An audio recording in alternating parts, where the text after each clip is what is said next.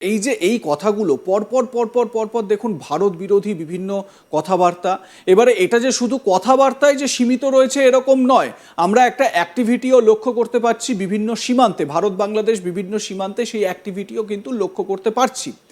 প্রশ্ন হচ্ছে যে মাহফুজ আলম বা তার মতো এই সমস্ত লোকেরা তারা কেন এই জায়গাটাকেই বারবার স্ট্রাইক করছে? মানে ভারত বিরোধিতা করে আখেরে তো কোনো লাভ হবে না, উল্টে লোকসানই হবে, কিন্তু তাও এই ভারত বিরোধিতা করাটা কেন? কারণ এই বাংলাদেশের স্বাধীনতা সংগ্রামে ভারত যে সক্রিয় সহযোগিতা, যে 1 কোটি লোককে আশ্রয় দিয়েছে, তারপরে মুক্তিযোদ্ধাদের ট্রেনিং, অস্ত্র সবকিছু দেওয়ার পরও যখন একসাথে কাঁধে কাঁধ মিলিয়ে মুক্তিযোদ্ধাদের সাথে যুদ্ধ করে বাংলাদেশের স্বাধীনতা ছিনিয়ে এনেছে, আমরা 16ই ডিসেম্বর আমরা বিজয় দিবস উদযাপন করছি, আর ওদের পরাজয়। তো ওদের এই পরাজয়ের গ্লানি তো ওরা ভুলতে পারেনি, কারণ ভারত না হলে বাংলাদেশ স্বাধীন হতো না, এটা ওরা বুঝে। এই জন্য পাকিস্তানে ওদের সাদের পাকিস্তানের বিরুদ্ধে, যে পাকিস্তানের সেনাবাহিনী আমাদের দেশের মা বোনদের ইজ্জত লুট করলো, আমাদের দেশের মানুষকে নির্বিচারে হত্যা করলো, গণহত্যা, মানে লক্ষ লক্ষ, আপনার 30 লক্ষ লোক শহীদ হলো, আর 2 লক্ষের উপরে মা বোনের সম্ভ্রম হানি হলো, আমাদের বাড়ি ঘর বন্দর শহর সব জ্বালিয়ে পুড়িয়ে ছারখার করে দিল। তারপরও এদের চৈতন্য উদয় হয় না যে ওরা এই জায়গার মানুষ, এই মাটির মানুষ, এরা তা ওরা মনে করে না। ওরা মনে করে ওদের পাকিস্তান যেটা আছে, পাকিস্তান ভেঙে যাচ্ছে, পাকিস্তান ভাঙার দায় দায়িত্ব তো আর কেউ নিতে পারে না। পাকিস্তান ভাঙার দায়িত্ব তো জিন্নাহ সাহেব নিয়েছিল, যখন বলেছিলেন যে Urdu should be the state language, shall be the state language of Pakistan. তার মানে হচ্ছে বাংলা ভাষাভাষী লোকেরা জনসংখ্যায় বেশি।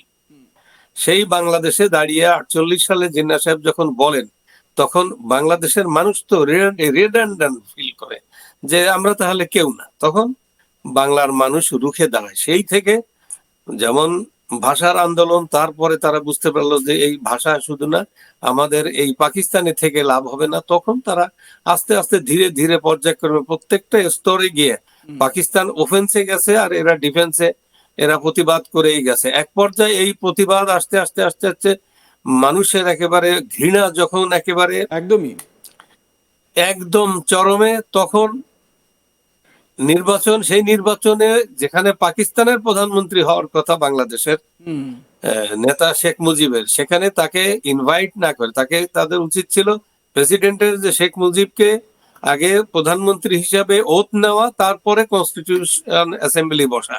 কিন্তু তারা তার আগেই টাল বাহানা করে, ষড়যন্ত্র করে ভুট্টো সাহেবের সাথে, জিন্নাহ সাহেব যেমন ওই স্টেট ল্যাঙ্গুয়েজ অফ উর্দু এটা হবে, Urdu shall be the state language of Pakistan, এই কথা বলে পাকিস্তানটাকে ভেঙে দেওয়ার জন্য উনি বীজ বপন করে দিলেন।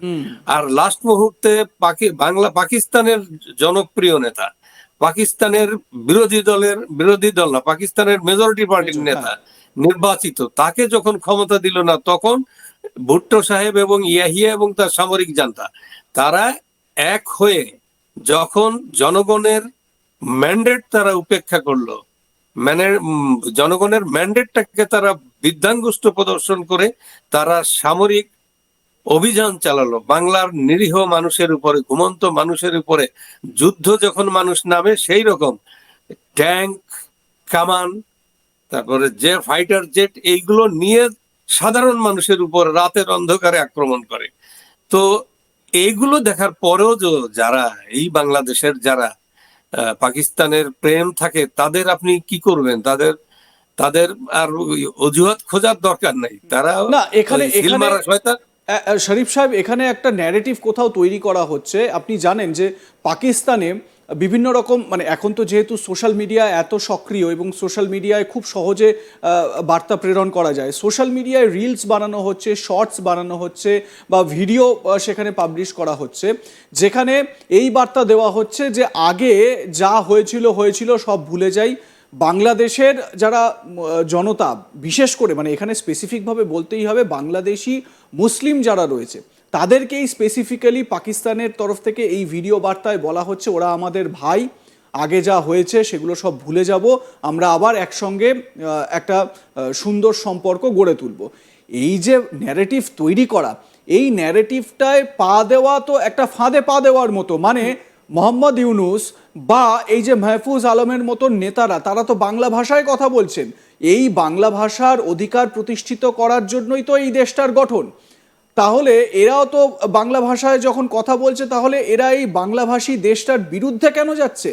পাকিস্তানের সঙ্গে সমঝোতা করা বা পাকিস্তানের সঙ্গে সুসম্পর্ক রাখার অর্থ হচ্ছে পাকিস্তানের কাছে নাকখত দেওয়া।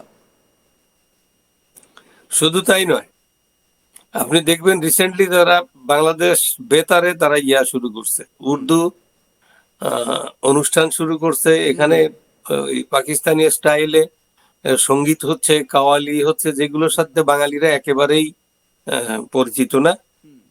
তো এদের হচ্ছে কি আর কিভাবে বুঝাই বলবো, যে এরা যখন পাকিস্তান যখন বলে যে আমরা তোমাদেরকে, তোমাদের মা বোনের ইজ্জত নিয়েছি, তোমাদেরকে নির্বিচারে হত্যা করেছি, এগুলো ভুলে যাও। হ্যাঁ, এগুলো তারা তো আগেই ভুলে আছে, পাকিস্তান জানে না। বাংলাদেশের মানুষ কিন্তু ভুলে নেই।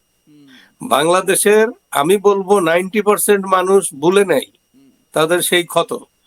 কিন্তু এরা কিছু লোক, এরা জামাত ইসলামের সংখ্যা কত ছিল, 70-এ কত ছিল, 70-এর নির্বাচনে কোথায় ছিল তারা, তারপরে এসে আরো কয়েকটা নির্বাচন হয়েছে, সেই নির্বাচনে একবার 7টা সিট পাইলো। এরকম করে বিএনপি কে সহযোগিতা করে তারা যৌথভাবে ক্ষমতা এলো। তো ওদের সংখ্যা, ওরাও মিলিটেন্ট, ওরা ওদের ক্যাডার আছে, কিন্তু সাধারণ মানুষের সমর্থন ওদের কাছে নেই। ঠিক এই ওরা যে জায়গা কথাগুলো বলে হ্যাঁ, সোশ্যাল মিডিয়াতে, ওরা যা বলে সোশ্যাল মিডিয়াতে, পাকিস্তান তো তার ড্রাম সে পিটাবেই। আর এরাও এদের সাদের পাকিস্তান, পেয়ারে পাকিস্তান, এরা তো এদিকেই মশগুল। হ্যাঁ, তো এদের এদের তো এরা পায়, আমি মনে করি এরা, ওদের মেইন এনিমি হচ্ছে শেখ মুজিব। সে 7ই মার্চে কেন ভাষণ দিল? মেইন এনিমি হচ্ছে এই ইন্দিরা গান্ধী, ভারত, তারা কেন সাহায্যের জন্য এগিয়ে এলো? এই যে মানুষ নির্বিচার হত্যা হচ্ছে, সেই গণহত্যা ঠেকানোর জন্য সারা পৃথিবীতে ভারত কিভাবে এটার প্রতিবাদ করলো, মানুষের কাছে পৃথিবীর জনসমর্থন তৈরি করে দিল, অস্ত্র দিল।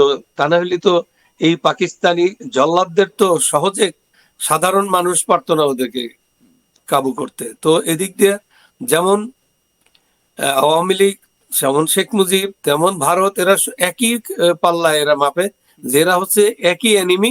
এরা দেশ স্বাধীন করার মানে